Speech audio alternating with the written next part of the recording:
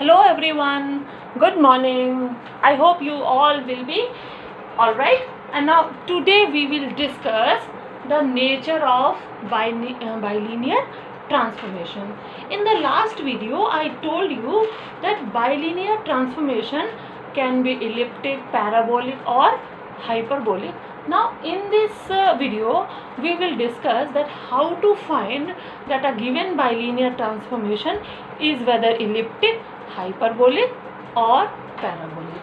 Now in that regard there is a theorem, and the theorem says that prove that in general there are two values of z for which w is equal to z, but there is only one.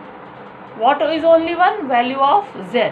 If a minus d whole square plus 4bc is equal to 0.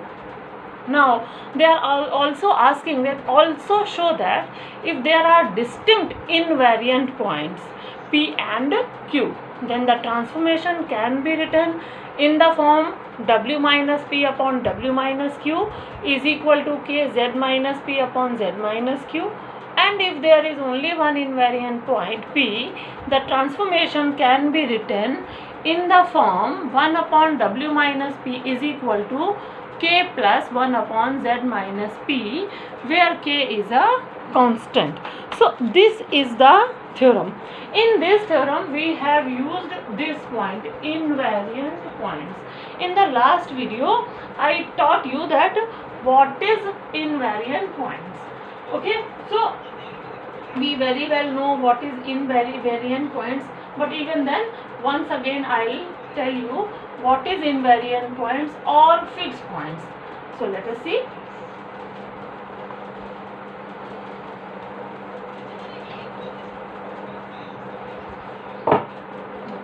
The points which coincides with its transformation,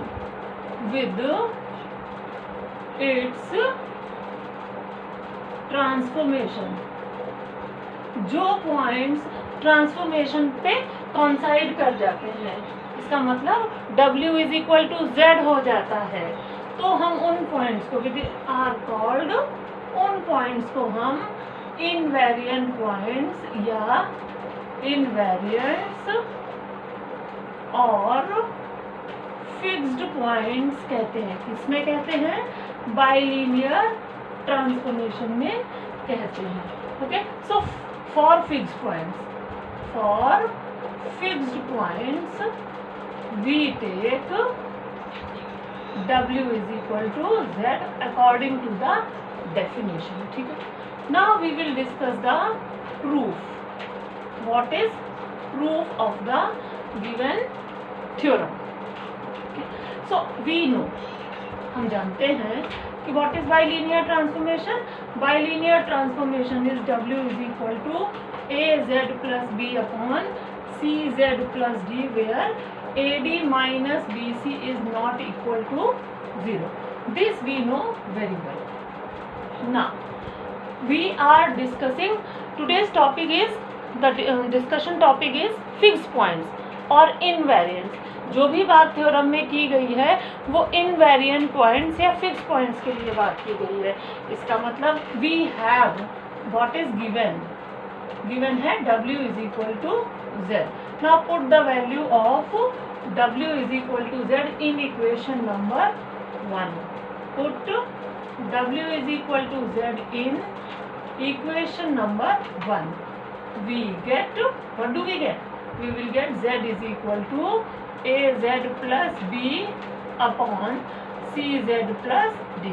I will have cz square plus dz plus az plus b is equal to 0. So what now I have? We can write cz square, this will become minus az and minus b, क्योंकि ये दोनों इधर multiply होंगे, वो जब इधर से आएंगे तो माइनस हो जाएंगे. तो ये हो जाएगा c Z square plus d minus a z minus B is equal to 0, और हम इसे लिख सकते हैं c Z square minus A minus d z minus b is equal to 0, and this is equation number I can take 2. Okay. Now this is a quadratic equation. Now if this is a quadratic equation, this will definitely have two values. So equation 2 gives two values of z, and अगर to values वो देता है इसका मतलब दो fix points भी हैं उसके पास, hence two fix points we will get, दो फिक्स पॉइंट्स हमें मिलेंगे, ठीक है, करेक्ट ना। तो अभी हमने ये दो फिक्स पॉइंट्स की बात की है। अब ये बात आती है कि उन्होंने कहा है कि अगर उसमें एक फिक्स पॉइंट होगा तो कंडीशन होगी a minus D whole square plus 4bc is equal to 0, ठीक है। सो टू वैल्यूज दी गई हैं z की, तो टू फिक्स पॉइंट्स होंगे, हमें वन फिक्स पॉइंट्स चाहिए। What do we want one fix points. तो देखिए क्या हो जाएगा, फॉर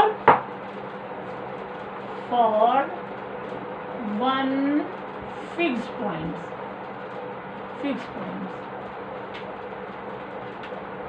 वन फिक्स पॉइंट क्या होगा, व्हेन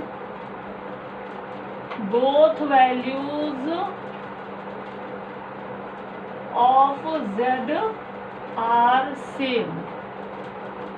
इसका क्या मतलब हुआ, इसका मतलब हुआ roots of equation 2 are same और इक्वल।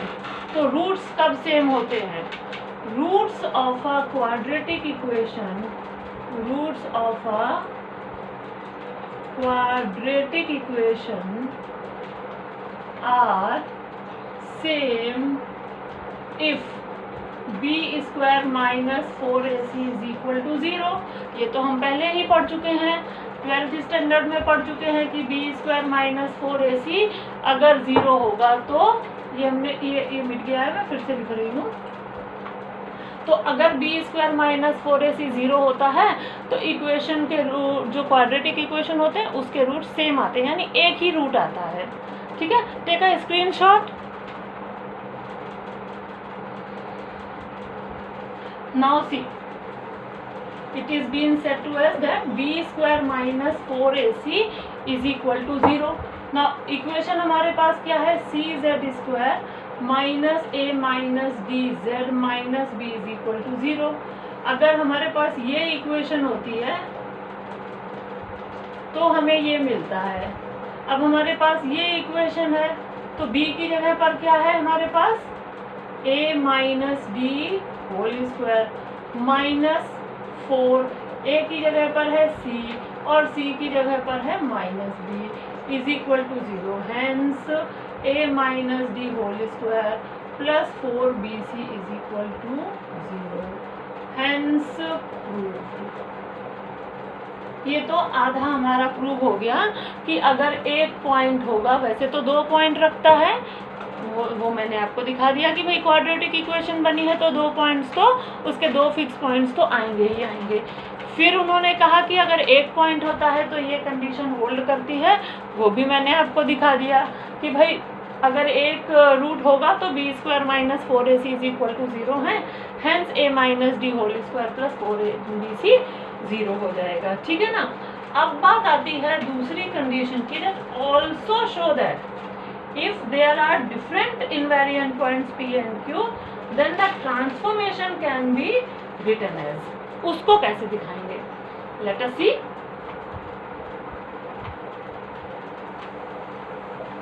उसको कैसे दिखाएंगे कि अगर p और q दो invariant points हैं, so let p and q be two fixed points.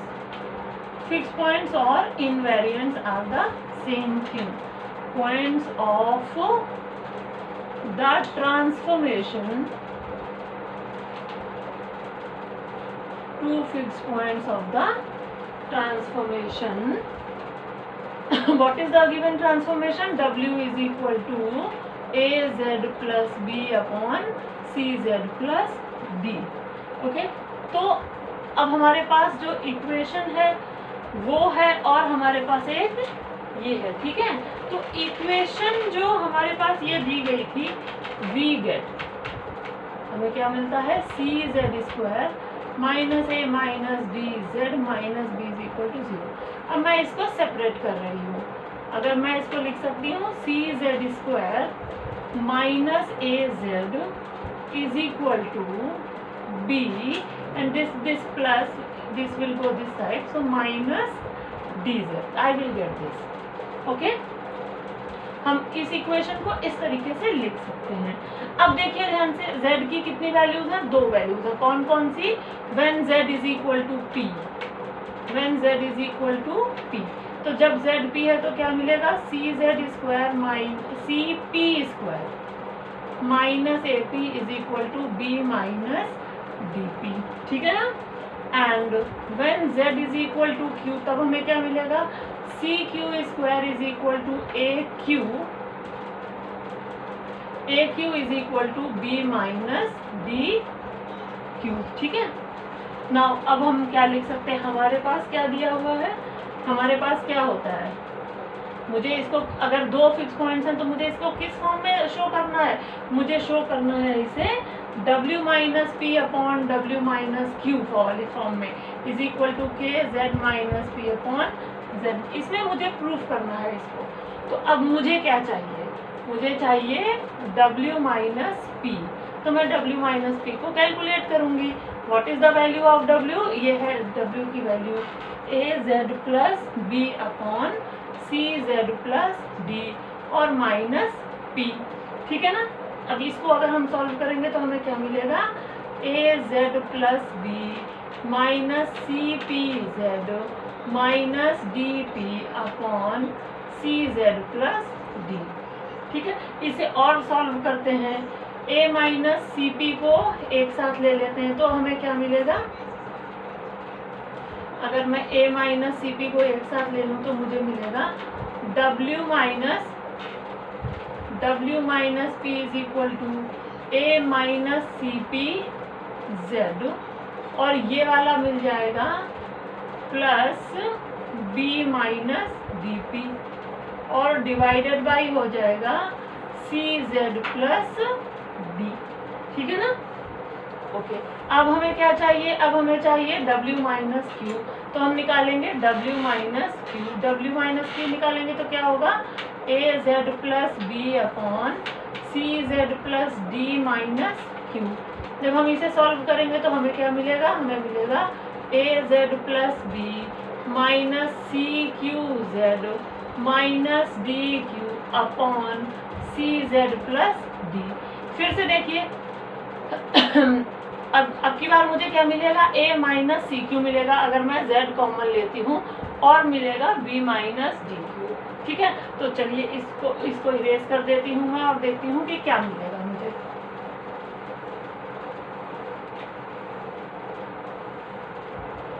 मुझे ये चाहिए, मुझे ये पूरा चाहिए, इसके लिए मैंने w माइनस पी और w माइनस क्यू की वैल्यू निकाल रही हूँ। तो अब w माइनस क्यू क्या हो जाएगा, हो जाएगा a minus C P, sorry a minus C Q, a minus C Q z minus Q.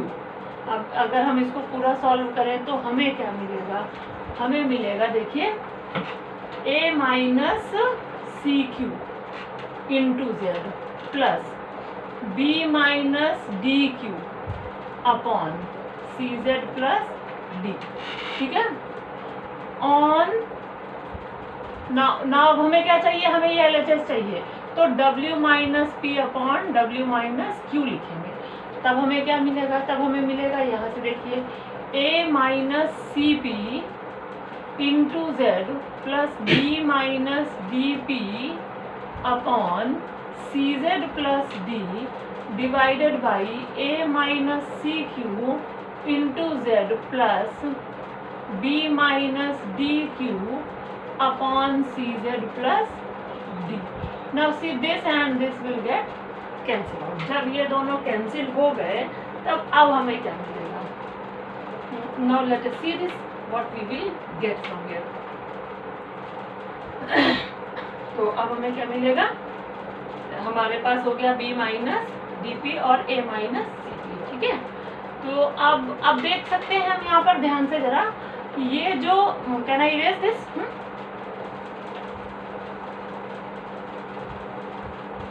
यहाँ पर देखिए B माइनस DP. अभी मैंने एक इक्वेशन लिखी थी, उसमें लिखा था CP minus AP is equal to B minus DP, और एक जगह लिखा था CQ square minus AQ is equal to B minus DQ. यहाँ से अगर हम देखें तो हमें मिल जाएगा, now I will get B minus DP is equal to CP minus A into P is equal to B minus DP, और यहाँ से मिल जाएगा CQ minus A upon Q is equal to B minus DQ. ठीक है, now substitute B minus DP and B minus DQ here. When I substitute, I'll get A minus CP into Z and minus A minus CP into P divided by A minus CQ into Z minus A minus CQ into Q. ठीक है, देखिए मैंने इसको पलट दिया तो ये minus में हो जाएगा.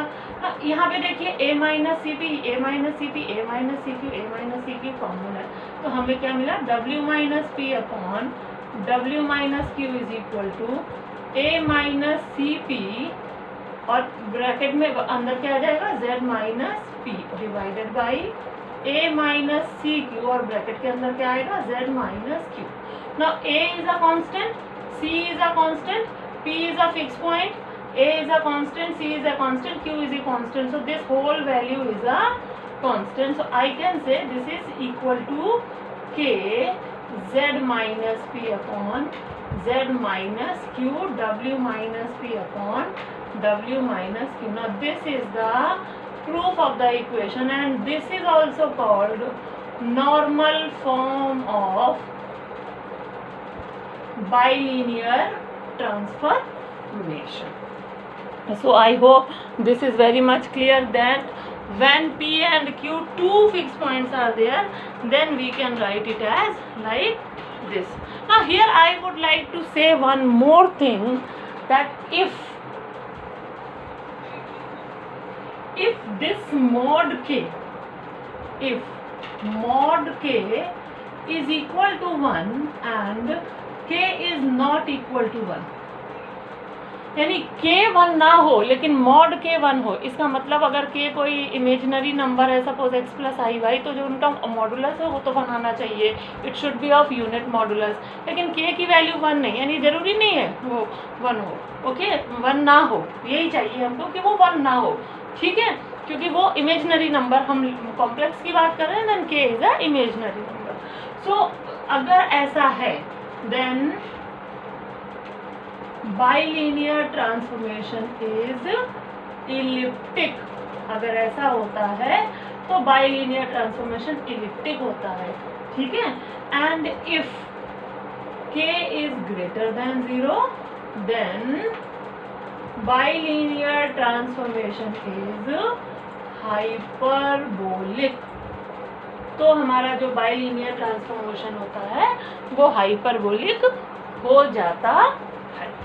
ठीक है, take a screenshot so that I can proceed.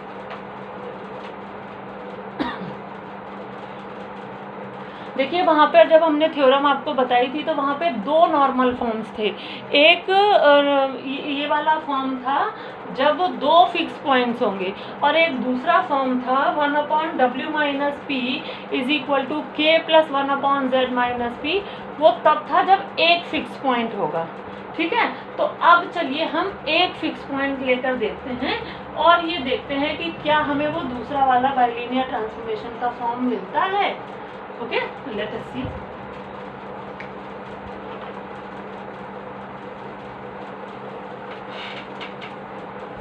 ये केस हमने जो अभी किया वो तब किया जब दो फिक्स पॉइंट्स होंगे P और Q.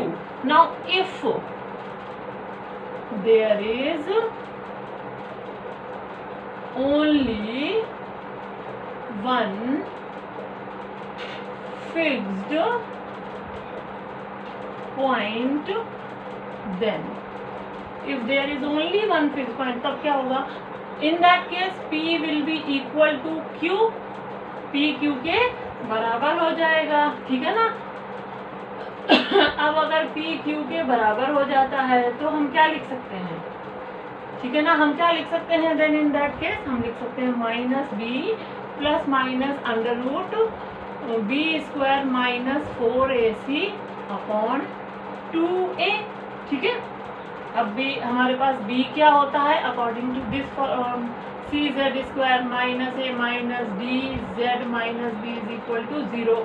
तो हमारे पास b क्या होता है? b होता है a माइनस डी, और ये 0 हो जाएगा क्योंकि वन फिक्स पॉइंट है. अभी थोड़ी देर पहले हमने प्रूफ किया था. ये 0 हो जाएगा तो प्लस माइनस 0 अपॉन 2 इंटू सी. ये वैल्यू हमें मिल गई. ठीक है, अब ये वैल्यू किसके बराबर है? P के बराबर है. अब जब ये वैल्यू P के बराबर है तो हम क्या लिख सकते हैं? Implies D is equal to A minus 2CP. देखिए हम ये आराम से लिख सकते हैं. ठीक है, अब हमें प्रूफ क्या करना है? हमें प्रूफ करना है 1 upon W minus P is equal to K plus 1 upon Z minus P. तो मैं LHS से शुरू करूंगी. LHS से शुरू करूंगी तो मुझे मिलेगा 1 अपॉन W माइनस पी. ठीक है, 1 अपॉन W माइनस पी को हम क्या लिख सकते हैं? 1 upon AZ plus B upon CZ plus D minus P. This can be written है CZ plus D upon AZ plus B minus PCZ minus PD. ठीक है ना, अब हमें ये मिल जाएगा. अब अगर मैं इसमें देखूँ तो ये A माइनस पी सी यहाँ से और B माइनस पी डी यहाँ से. अभी थोड़ी देर पहले मैंने आपको दिखाया था कि B माइनस पी डी की वैल्यू क्या होती है, करके दिखाया था ना. इससे जस्ट पीछे वाले पेज पर मैंने ये किया था. तो ये होगा A माइनस पी सी या सी पी लिख दो into Z plus B minus P D. अच्छा, B माइनस पी डी की वैल्यू कितनी है? B माइनस पी डी की वैल्यू तो अभी मैंने बताई थी थोड़ी देर पहले, वो है c p square minus a p. तो ये हो जाएगा c Z plus B upon A minus C P into Z plus c p square minus a p. अब मैं क्या कर सकती हूँ? यहाँ से मैं P और माइनस को कॉमन ले लूँगी. तब मुझे क्या मिलेगा? तब मुझे मिलेगा c Z plus d upon ए minus C P into Z minus P और हो जाएगा ए माइनस सी पी.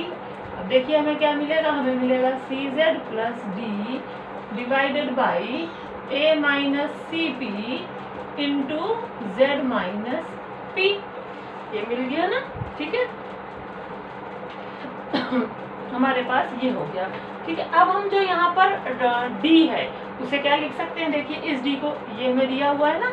अब हम इस D को इसके बराबर रिप्लेस कर देंगे तो हमें मिलेगा c Z plus a minus 2CP divided by a minus C P into Z minus P. ठीक है ना. अब हमें क्या मिलेगा? Okay, now what we will get? We will get, एक तो हमें मिल, अब मैं कैन आई इरेज दिस? इसका यूज कर चुके हैं हम अच्छी तरीके से, तो मैं इसको टर्म को इरेज कर रही हूँ. अब मुझे मिलेगा यहाँ से, देखिए c z minus C P plus a minus C P upon I wrote this c p 2 times separately, और ये हो जाएगा a minus C P into Z minus p. यहाँ से हम क्या लिख सकते हैं? देखिए यहाँ से C अगर कॉमन कर दिया तो मुझे मिलेगा Z माइनस पी और plus A minus C P divided by A minus C P into Z minus P. अब देखिए हम ये किसकी वैल्यू निकाल रहे हैं? हम निकाल रहे हैं W माइनस पी की.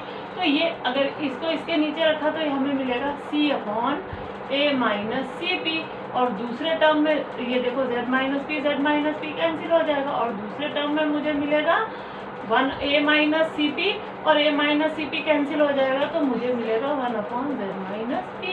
अब देखिए c और p सारे के सारे जितनी भी टर्म्स हैं ये सारी कांस्टेंट है, hence 1/w minus P is equal to k plus 1/z minus P. तो अगर एक फिक्स पॉइंट्स होगा तो नॉर्मल फॉर्म ये होगा बाइलिनियर ट्रांसफॉर्मेशन का, ठीक है, और अगर दो फिक्स पॉइंट होंगे तो जो इससे पहले वाला बताया वो नॉर्मल फॉर्म होगा बाइलिनियर ट्रांसफॉर्मेशन का। अच्छा, इससे पहले मैं पिछले वीडियो में भी बता चुकी हूँ कि अगर सिर्फ एक फिक्स पॉइंट होगा then bilinear transformation is parabolic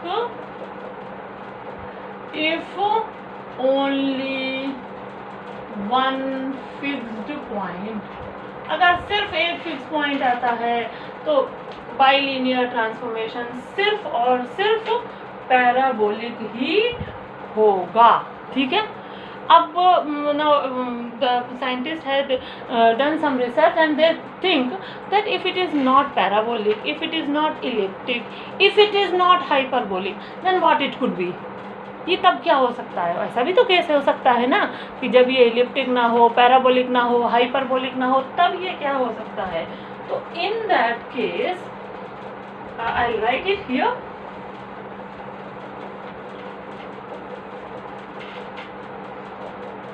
if bilinear transformation is neither parabolic nor hyperbolic nor elliptic, then it can be loxodormic हो सकता है तब ये, it can be loxodormic if bilinear transformation has two fixed points and satisfies k is equal to a e to the power I alpha, where alpha is not equal to 0 and a is not equal to 1। अगर जो k की value आती है वो a e to the power I alpha को satisfy करती है तो हम कहेंगे कि जो हमारा बाइलिनियर ट्रांसफॉर्मेशन है वो लॉक्सोडॉर्मिक है। Okay,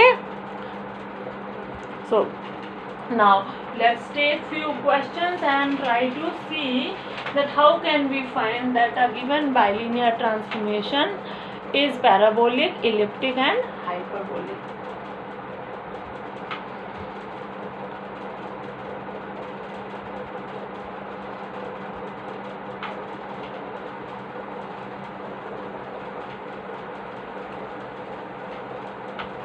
Now question is, what the question says? Question says find the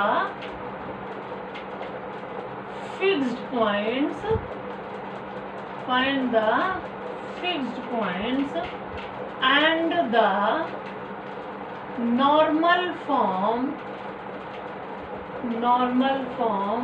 of the following bilinear transformation. Now case A हम डिस्कस करेंगे। A दिया हुआ है W is equal to 3z minus 4 upon z minus 1। तो solution हमसे क्या कहा गया है? Find the fix point. Fix point कब मिलता है? जब W is equal to z हो जाता है। So for fix points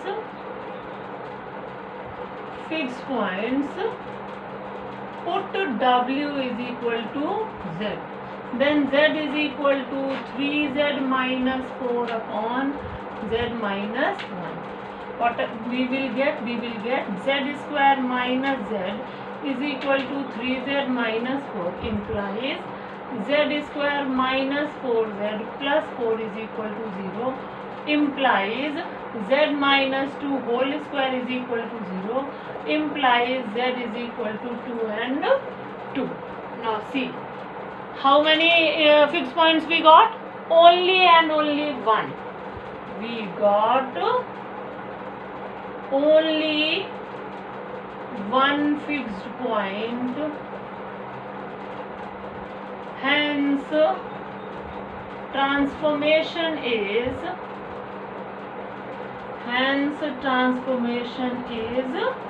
parabolic. Transformation तो पैराबोलिक हो गया. अब ट्रांसफॉर्मेशन की वैल्यू क्या होगी, यानी नॉर्मल फॉर्म. नॉर्मल फॉर्म में भी हमें पता करना है. तो नॉर्मल फॉर्म क्या होता है अगर फिक्स पॉइंट होता है? 1/w minus P is equal to C upon A minus C P plus 1/z minus P. ठीक है, तो 1/w माइनस 2, क्योंकि p की वैल्यू कितनी है 2, c कितना दिया हुआ है a b c d 1, c is equal to 1 upon a कितना दिया है 3 माइनस 1 इंटू p कितना दिया हुआ है 2 into 1/z minus 2. What do we get? We get 1/w minus 2 is equal to 1/1, और हमारे पास यहाँ प्लस होता है, plus 1/z minus 2. So this is the answer. Clear हो गया ना कैसे निकाला? 1/w minus 2 plus 1 is equal to 1 plus 1/z minus 2. So this was the, देखिए हमने तीनों चीजें निकाल दी. फिक्स पॉइंट होगा ये 2 2. अगर एक पॉइंट आता है, देखिए दोनों एक ही हैं, सेम है. जब सेम आता है तो पैराबोलिक होता है, और इसका नॉर्मल फॉर्म होता है 1/w minus P. This is equal to this, जो हमने अभी अभी किया है. ठीक है, now let us take one more question on this. ठीक, टेक अ स्क्रीनशॉट.